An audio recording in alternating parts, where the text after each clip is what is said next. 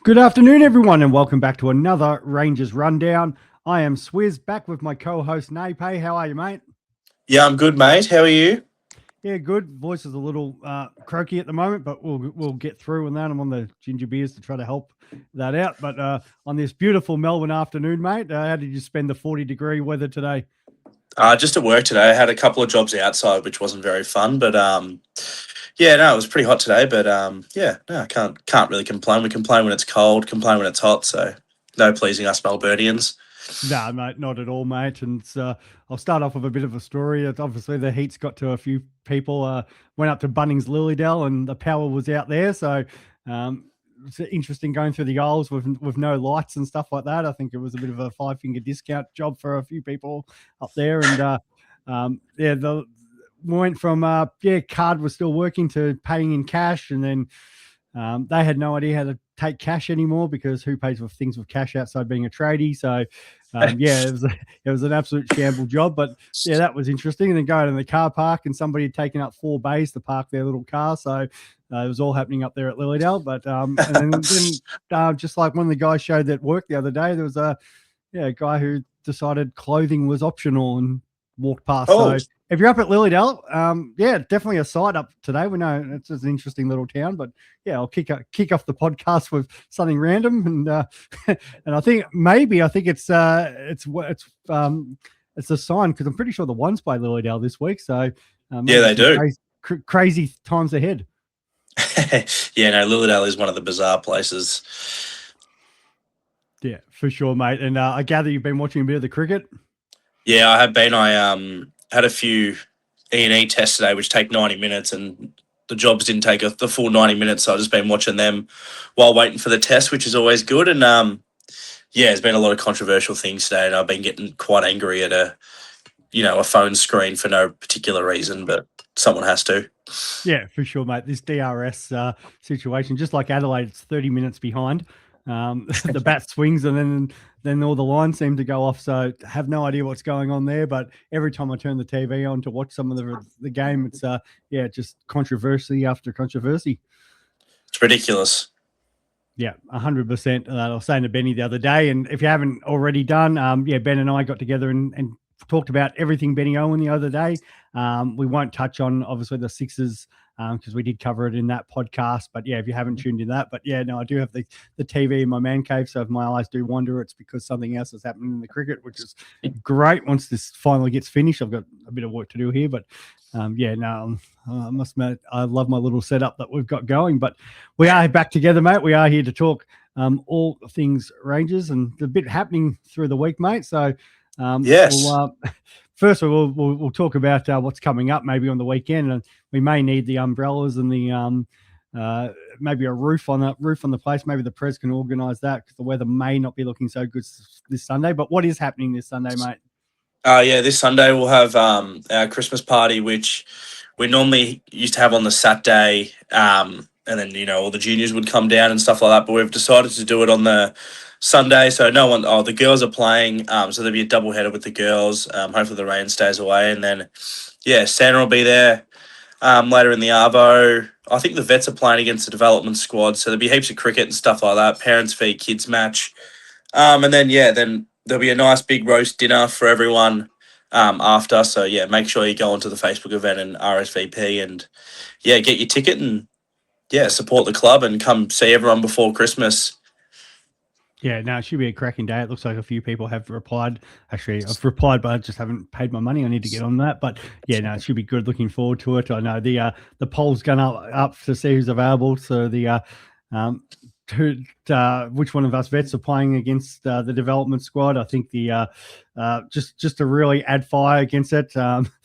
It might be not available, and I'm available to smash these little clowns around. So bring it on development squad. We're looking forward to it.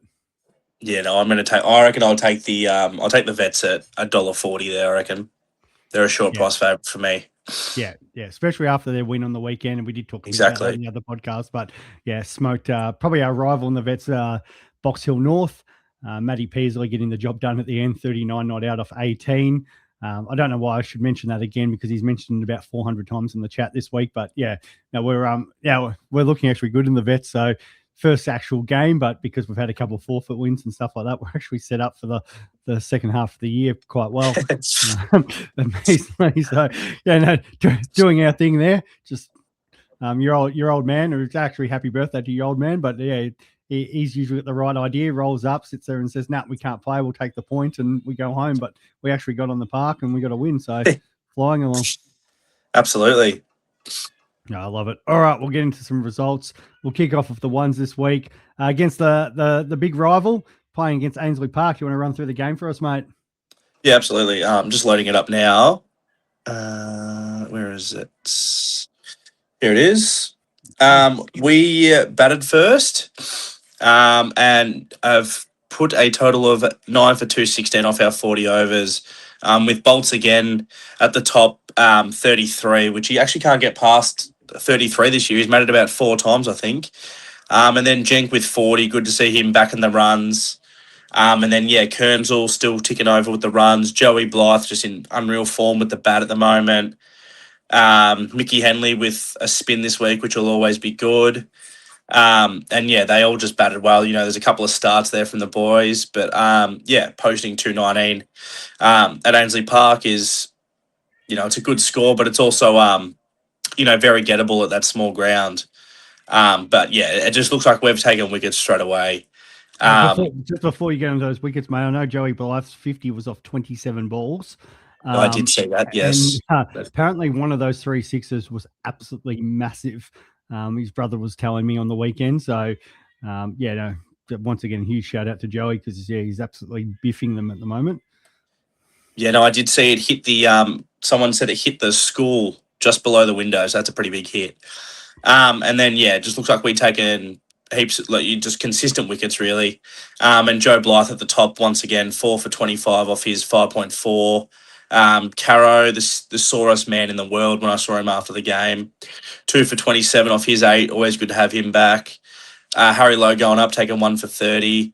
And Bolts taking 2 for 9 off 2, which is very, very impressive. So, yeah, a few boys who have had a pretty good game there, and yeah, their season's well and truly alive now. And yeah, they're rolling, which is always good. Yeah, as we said, they are playing at home against Lilydale this week, the game before Christmas. So, and you're starting to put a couple of wins on the board, which is important. So they've moved up to 5th spot. Lilydale is a spot below them, so another big game. And the fact that, yeah, Ainsley Park, who were in second, to beat them away was very important. And a win here could really set them up for a second half challenge to get into that 4. And we know they're one of the most dangerous sides if they are in that finals mix. So I think there'll be a few worried oppositions if they see the Rangers team in that finals mix. Absolutely, they will be. Beautiful. All right, we'll move on to the second 11. I'll do the second 11 because I'll leave you with Steve-O's mob. Unfortunately, ever since the Prez has sort of gone up from the seconds, our batting's been a little short. This week we did bowl first. Yeah, they were able to build some partnerships there at the top. Yeah, at least we're taking some consistent wickets, but until that Ross Brown got in and 67 not out, we a few late wickets, you know, trying to restrict them from getting an absolute monster score. But yeah, unfortunately, the 197, a couple good bowling performances. Tanner Bell with his 3 for 31. Aussie up top as always, 1 for 23. Solid. Daniel Woodrow's been in the wickets this year, 2 for 51. So yeah, no, not too bad, but yeah, it's just probably a couple partnerships and just sort of broke the back a little bit there in that middle order, which was a bit unfortunate because yeah, if we probably could have found a way to get that Brown out, we might have been chasing about maybe 150, but unfortunately, yeah, I think yeah, got to go in with that sort of mindset that you've got to probably be a bit aggressive. I think our boys were maybe a little bit too aggressive, but yeah, 77 bowled out in 20 overs. And no one got really going. Davey Payne got 18 at the top, and Tanner's got 11. But outside of that, yeah, it was a bit sad there with the batting card. So unfortunately, yeah, not a lot to talk about from the seconds point of view this week. So they'll have an away game, playing Lilydale as well up there at their ground. all isn't lost there for the seconds. They have dropped back into 7th spot, but as you can sort of see the ladder there, if they were to somehow turn it around this week, it's going to be a tough challenge against Lilydale, who's in 2nd. They can sort of still be in contention for that top 4. So, they just need to knuckle down this week, and hopefully you get off to a good start. Yeah, probably try and get past 77 because they've made that twice in 2 weeks now. So if they can get past that, they might be half a chance. All right, Steve-O's team, mate. Here we go. Moving on to this. It's not as bad this week. It's not as bad. They've nearly made the 40 overs, which is probably an achievement in itself. That's all they've got to cheer about in the threes this year. It's just I've been talking to Steve-O at junior training, and it's just disgusting, really. But I'll try and be positive here. We're playing obviously a test match here with Gouch at the top, 7 off 50.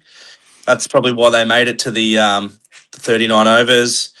And then you've got Eamon Costello, 22 off 25. And then just no one really got going. Steve-O, the fearless leader, just shit the bed, to be honest. Just another duck to add to his.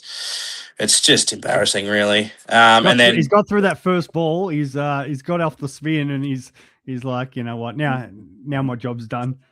And then Tyson making a duck at the end, and then kicking the scoreboard into smithereens. You batted 11, mate, and haven't made a run all year, so probably just pack it in, hey. And then moving on to the bowling. Noah Spencer Wilburn's bowling been good. Started well, mate. Like we'll give some credit here, mate, because they had them in all sorts, 6 for 62, and I was shit. They did too.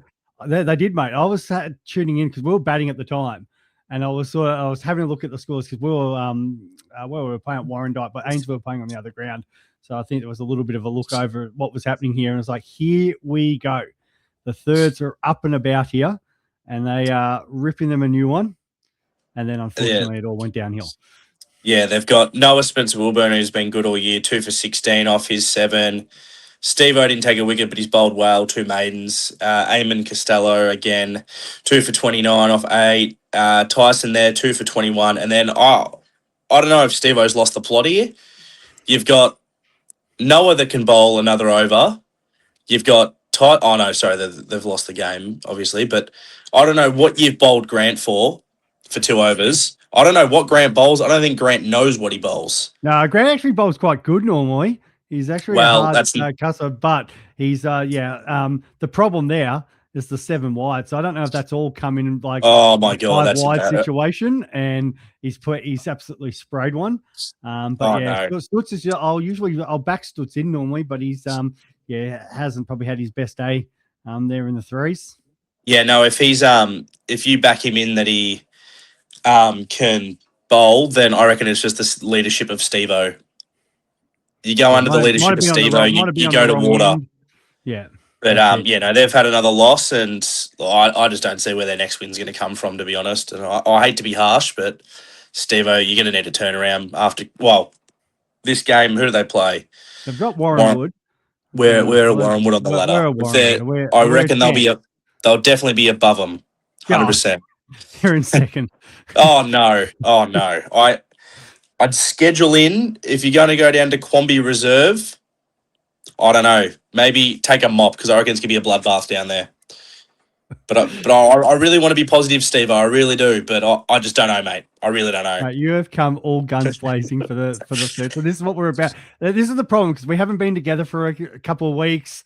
You've had all this built up energy. I was thinking, it might be Paul. Maybe I'll do the thirds this week just to look after him because I've had a respectable loss. But we're not about respectable losses here. There's no respectable losses here. Especially when we're playing Ainsley. We're not England. We don't have respectable losses. Yeah, it's against Ainsley Park. It just doesn't happen that way. So anyway, that's the way it went. So unfortunately, not good. I'll talk about this one. I've had a few people tell me about this game. The 4th 11 played an absolute thriller. And we knew exactly what was going on here because we were playing Warrandyte in the 6s. So they were keeping a close eye on it because I think we were playing their 7ths. Warrandyte's got about 15 teams. So this was their 5ths. And I don't know how they have so many. Like you think it's just a little national park out there, and which we played in on the weekend. But they were playing up the high school, and apparently they've got like a billion players. So they played up there. We've batted first. Staff at the top's got 49. Sort of fallen away in that sort of middle order, and then Torns has come in and made a very classy 47 or 44, 10 fours, because who needs to run? So just put them over the put them through to the boundary, and then looked like it was going to be going to cost us from the fact we didn't bat out our overs, and 141 with. But yeah, it got really tight with the ball. You know, they've had a few starts, but every time they look like getting going, would step up and take an important wicket. And we kind of look at here the 4 wickets here. They were 4 for 115, and then the carnage happened. So 5, 6, 7 for 117, got really tight, and then that last wicket, which was Riley Tucker. So yeah, we had Lukey Griffin 1 for 24, Riley Tucker 2 for 24, including the match-winning wicket. And then Byron's taken 2 far, Sando 1 for 24, Jay Stafford as always 2 for 27. Even Gracie rolled the arm over for an over. So yeah, they've fallen 5 runs short Warrandyte, which is awesome for us. And yeah, caught and bowled there at the end, Riley Tucker. So well done. Oh, unreal. Very, very good win.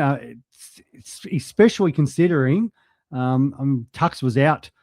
So the normal skipper was missing out on that in that game. I don't know actually why Tux pulled out, but yeah, for him to get in a very important win away there. So they've the fours this week.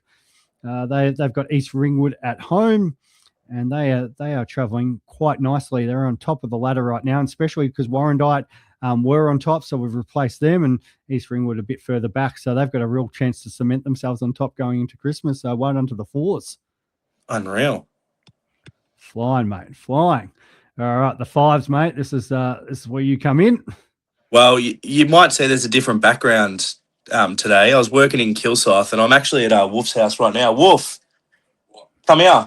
Come here. Here we go. This is what we're about. The big man can run us through. His aircon's a little bit better than mine, so I thought I'd come here while I'm running a test. And he can. Here he is, the big head. We'll see if he can run through the fives for us here. Firstly, Wolf, happy birthday, mate. Thanks, buddy. Appreciate it. All right. Big 55, mate. We're laughing. Loving it, mate. All right, talk us through your fifth 11 here, mate. Obviously, we won the toss. Our batting was a bit light on, so I thought, well, if we get knocked over early, we don't have to bowl 36 overs. That's a plan. But Rupert and Trevor opened the bat, and they batted pretty well. They had a couple of young kids that were probably under 16s, I thought. They bowled really well at the start and held us down to a low score at the start, probably 12 overs for about 18 or something like that. Trev got, Trevor made 14, Rupert scratched around for 26, and then Brad Carville went down the wicket to a spinner and fell, sort of done the splits, went to go back, the keeper didn't stump him, and it all happened, and apparently he's torn his groin, going by the reports. So he retired, and then Mitch Kleeman come in. He's hit a full bunger and got caught for a duck. Tellison batted okay. He didn't make many, but still batting at 6, so he's done all right. Mitch and Ethan, they batted really well. Ethan for his first game up in the fives, he batted really, really well, and he just showed that he's ready for it. He made 16s, and Shepard got stumped and didn't think it was right because the keeper stumped him. I don't know why, but he carried on like a pork chop. But anyway, well, I think we made 139. Yep. And it come to our bowling, opened up with Mitch and Shep, and they bowled pretty well. Mitch, I didn't think his figures were that bad. He bowled 6 overs straight for 28. Chepper. Well, talk us through his wicket, mate. Yeah, I can't really describe it. I'm still a week on, and I still don't know what happened. The kid was about 2'6". He went to play a hook shot or a pull shot. Somehow the bat went over his head and landed on top of the stumps, and the bails fell off. So apparently it's a hit wicket. So yeah, I just still amazed how it happened. But so that happened. Chepper got out an 8-year-old and a 10-year-old and thought it was really good. So, um, so yeah, that was always handy. Lucky that they changed the batting order around so he could bowl to those young kids and get a wicket. Young Apparently, Ethan, apparently paid the skip off of a couple of slabs. That's hey. Yeah, well, they probably must have thought they were half a chance. So, and then young Ethan's come up, and as I say, he bowled pretty well. He bowled to probably the best bat I've seen this year. Their captain's really good. He comes out and he just hits it. He just smokes them everywhere. He gets on the back foot, the front foot. He could play the ball anywhere. He's probably playing a bit. I don't know if he's got a son playing in that grade or not, but he's probably playing about 2 grades lower than he probably should be. I think he is. I think he's opening the opening bats, his son. Yeah. So so that's probably the reason. But Ethan bowled his 5 overs for 48, which probably doesn't show his bowling, because he actually bowled to that Hawley, who, as I'd say, he could hit anyone anywhere. Callum just didn't really have a really good day. He bowled to that Hall, and he just showed him that if you bowl a little bit loose or a little bit wide, you get dispatched pretty quick. And then Tallison, to his credit, because he batted up the order, he was quite happy to give the other blokes a go. And we probably didn't bowl. I think we only bowled 20 overs, so we only bowled the 2 overs. But end of the day, I think they passed us with about the 20th over or 21st over, so it wasn't really a day for our team. But at the same time, it was really good of Ethan to step up and have a crack. So I think we still say equal 4th with Mooroolbark, I think, or Wandon. So we're still in the hunt. So. Norwood this week, who are sitting on the bottom of the ladder, and you are equal points with Wandon. So opportunity to push back into the 4 for Christmas. Yeah, well, the other thing is, I suppose you look at it this week is with the Sixers unavailable, like having a bye or whatever, we probably had the opportunity to take a couple of them players or whatever. So hopefully we can get some blokes back rather than have 20 blokes unavailable last week. So, and mate, while we've got your in a word or a couple of sentences here, mate, do you want to just quickly talk us through the vets, mate? Benny Owen and I did it earlier this week, but it was a pretty good win against probably our rival in the veteran competition. Yeah, I listened to that this morning. Thanks, Benny, for bagging me out for me catch. I thought it was one of the hardest catches I ever got under. I thought. Nah, Jesus Christ! It wasn't so much about the 2-2. It was more about disappointing in dropping the catch. We bowled obviously pretty well at the start, and then Sando looks like he couldn't get into the wind. He was struggling pretty hard to get up to the wind, and he was blowing pretty hard. Peter bowled really well at the start, and I think everyone just bowled really well. I think, like, considering like they were slogging at the end. I went for 50, but I bowled to the best bat in the comp. No, I didn't. I don't know if he was or not, but they were just slogging everywhere. Never played before, mate. No, I think it was his first game. But they just had 7 wickets in the shed, so they had nothing to lose. So, and then we just chased it down pretty well. Like Trevor and Noons, they batted really well. I think Trevor ran 6 threes. Noons batted really well. It was like run a ball.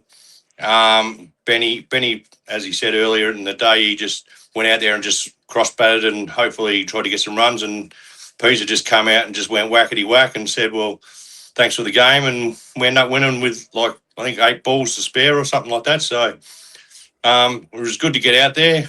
The body didn't feel so good on Monday because it was the first time we've done back-to-back games, so that really hurt. So I think we go to probably second with playing 1 game of cricket. Love it, mate. The vets. So it's what we're about in the vets. Yeah. No, it was just a really, really good day, and they were good enough to have a beer with us, the free one, and then took off. So that was really good. I love it. All right, no worries. Thank you for having me. Thanks for jumping on finally, mate. Love it. No worries. So easy, buddy. All right, and actually, we'll go through the juniors before I get to the women's, because the women's it was a great day this week. and we'll get into a bit more of that. But we'll touch the 14s first. Well, we'll touch on their game. Let's correct that. Wow, Jesus, let's clip that, I reckon. Jeez, let's not clip that. Oh God, that's gonna get me in trouble. So the 14s, they played East Ringwood. East Ringwood batted first, made 5 for 98. They all have a go of the bowling down there, but Ethan McLean, obviously the pick of the bowlers with his 2 for 4 off his 3, and Elliot Andrew with I think that's 1 for none off his 2, bowled 2 maidens. So very tight bowling there. But all the boys, really good bowling, 98 off the 25 overs. And then we made a pretty light work of that, chased it down in 17 overs, 1 down with quite a few retirements. Tyler, 29, 4 4s and a 6. Xavier Payne again, Elliot Andrew, Lockie Tawney not out, and Oscar at the end. Really well, let's just say a team performance by the 14s, who Absolutely. go into Christmas very much clear on top of the ladder. Actually, Norwood's closed up the gap a little bit, 4 points, but yeah, they're sitting on top of the ladder and looking really good for a tilt towards a flag. Absolutely, they are. All right, I'll go the 12s, the second 11, and then we'll get onto your team, mate, because interesting game first down here at Ainsley. So I don't know if you knew much about this, but we're playing Ainsley Park's first 11, and they've made 4 for 69 off their 23 overs. Again, everyone gets a bit of a bowl there, but the wicket takers Dylan, Ricky Joe, and Xavier all pitching in, but some really tight bowling. I think it's Ranesh at the top, none for 4 off his 3. It was quite tight all along there by our guys, and then in the run chase, we've also made it 69, 7 for 69 off our 23 overs. So the matches ended up in a tie. Paddy Kleeman got off that duck, so he got 1, which was good to see. But yeah, coming in the end, I think it was Dylan and Xavier, and managed to get us to at least level. But yeah, so playing in a tie doesn't happen very often. So yeah, I'm going to say well done to the young guys. 1 more run would have been perfect. But I've just heard from Wolf that there was a no ball to tie the game.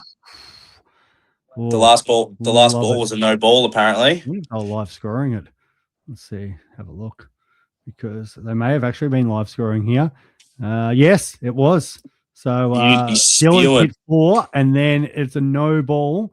And because of the way that 12 grade works, they don't play the extra ball. So, yeah. Oh wow. No. Yeah. Yeah. Don't come Monday to that kid, I reckon. That's interesting way to end the match. All right, let's talk about your boys, mate, because they have been absolutely flying, as we know. You're playing against Kilsyth. You've rocked up there just to really rub it in today, mate. So run us through the game.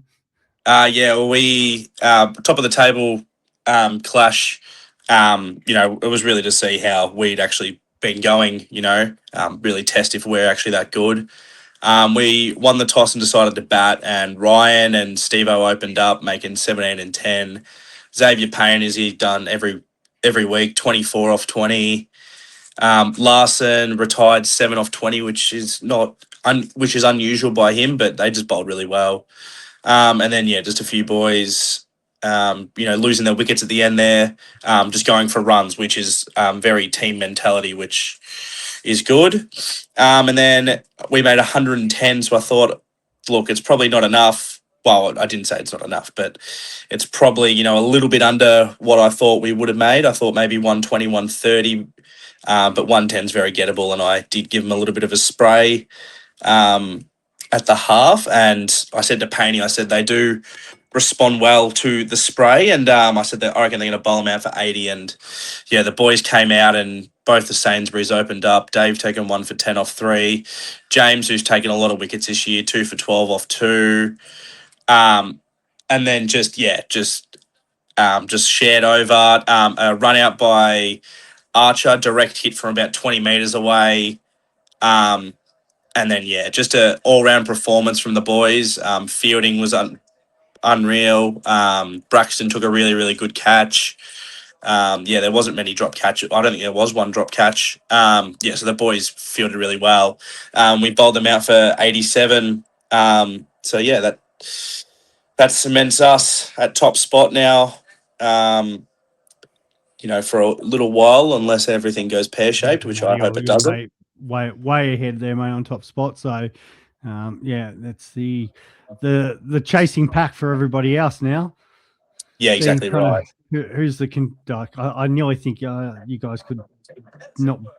You could nearly forfeit every game and you'd still finish top the way the way you've set yourselves up. So, it's a fantastic effort by yourself and the boys there. And must be obviously very proud coming to Christmas and seeing where they're at. Yeah, absolutely. They they do all the hard work at training and they want to train hard and want to play hard and they do everything right. So and yeah, you can just see the results are showing for them. So yeah, it's unbelievable. Very, very proud. And you've got Churnside tomorrow night, I believe, and that's your last game before Christmas. I actually didn't see if where the other team is. The other 12s, have they finished up for the? I reckon the games are there at home as well. So there's one more game for them. Yep, no, I've still got you there, mate. All right, We'll keep going on to the women's T20. So, as most of the club know, we play E grade normally in the ladies. It's our first season back at Rang with the women's program, but we're in a T20 competition. Just like the men's, it's an open competition. So yeah, we've got instead of actually officially grouping them, they've just sort of we play 4 games and then it's just an overall ladder, and then the best 4 performing teams in that will go on and play finals. So we played 2 games at home last week. We're very lucky the fixture because we got the 2 games at home again this Sunday. So well done to Beltawny and who helped fixture that. So we took on Upway Tacoma. And the great thing, just like the men's T20 competition where we have the Ferntree Gully League and other leagues involved, we're the same. So we're playing against a couple of teams that we normally don't play against. Outside of us, we don't play against some of these teams anyway because they're in higher divisions than us. But so we played Upway Tacoma. So Eliza was captaining. I think we won the toss and sent them in. And they had one girl, Caitlin, who batted really well. I think she's played one other game this year and made 70 odd. So she made 51. But Catherine Owen, who's been one of the better wicket takers in the women's and in the sixes, started us off, bowled a girl early. Tasha's run out was fantastic. But she's obviously all class player. But they've ended up making 2 for 104. We sort of chatted about it and said our goal would have been to keep them under 100, but 104 was still, I thought, chaseable. Ash unfortunately had a bit of a back injury, so her mum went in to open for her and unfortunately made a duck. KK, by far her best innings for the club, 34 or 49, 2 boundaries. She was awesome, and then got an absolute stinker from the umpire. He clearly did not want to be there, and I think it probably took out her rib cage and he's sent her on her way. So disappointing because she deserved a nod out and the opportunity to potentially make a 50. Tasha, one of the girls that we had come join us for our T20 series, 51 not out of 40. And then Mai and Kiara got us over the line there with still 20 odd balls left. So that was our ladies' first win. Since we've got the inception of the ladies program back. So really well done there. And then we had the second game. This was against Knox Baronia, who is one of the teams that we do play against. They probably played us about 4 or 5 weeks ago and absolutely smoked us by about 100 runs. Belinda Johns made runs again. She was one of the batters that got hold of us. Michelle Han, not out there at the end. She actually trained with us all pre-season and then decided to join Kilsyth. And because I don't think her in the T20 comp, decided to play for them, which it was good to see her, but disappointing that she wasn't playing for us. But it kind of worked out fine. So Michaela came back. Obviously, Michaela's a junior who's now playing at Ringwood. So she played in the second game and bowled beautifully up the toss. Tasha 2 for 4 off her 3. My 1 for 4. Couldn't hit her leg spin, and all the other girls. Kiara got one for as well, and we ended up yeah, we asked the girls who kind of wants to open, and the girl said, "I'll continue on with the batting order we had last game." So Mai and Kiara opened. Kiara got a 21 not out, knocked them around, and definitely played a role. Catherine Owen, unfortunately, found another way to get out, and I think the ball rolled back on the stumps and a duck there. Mel Owen came in, hit the winning runs, but yeah, definitely the star of the show was Mai, our Japanese import. 51 not out of 30, 6 fours and a 6. I think the girls were kind of surprised by her small stature and how well she times the ball. The 6 was brilliant. So I think anybody who was down watching was definitely watching her bat instead of the vets portion of the game at that point. And yeah, you can see why she's such a class player and why she plays international. So yeah, we chased that down in 11 overs, and it's fair to say Knox weren't too happy with that.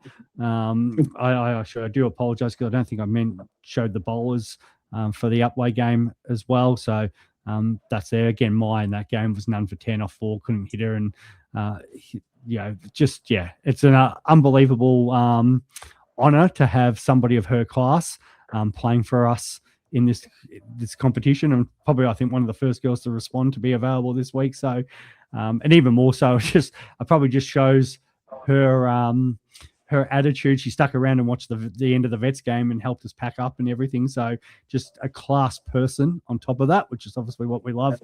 But yeah, talking to a few of the girls after that, it was fair to say they were saying they were quite nervous to play with somebody who potentially is that good.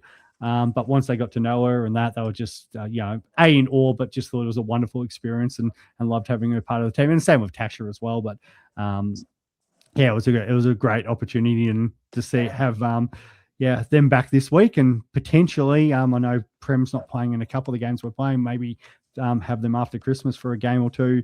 It's going to be obviously do wonders. We just saw what happened with KK and her bowling, and Ash's keeping is the best she's kept as well, and have the chance to keep to girls who have been obviously doing it for a long time.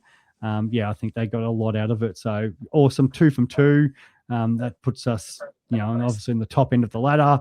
And we play Warrenwood this week, and then Knox City, who we did have a bit of an issue with in one of the games earlier this year in E grade. It kind of got a bit vocal from there. So and because they've got 2 teams, we'll be probably playing against their first 11 this time.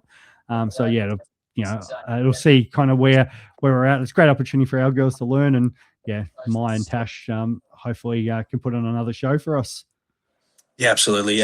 Maya's shot selection. I think in the first game I was there, obviously live, and then we're watching it on Frogbox. We went out for a few drinks for Horse. That shot over inside out over cover was just ridiculous. Second ball, and then just some of her shot selection and her timing is just unbelievable, which you can obviously tell why she plays international cricket. Just the way she goes about it was very, very professional. So always good to have those kind of people at your disposal, even if they're not playing, still to learn off, which is awesome for the girls. Yeah, for sure. And we've talked about already about the potential if she's going to come down and get involved, maybe with some training to help them along as well. And just watching the girls just responding to the opportunity, KK and the likes of Kiara, the opportunity to bat with her. It takes a lot of pressure off our players because they're. Anytime it's like any cricket, anytime the other batsman's going and smoking runs, it just you can just work into your own game and don't have to sort of stress. But you're right, a couple of those shot selections for somebody who's quite small in stature.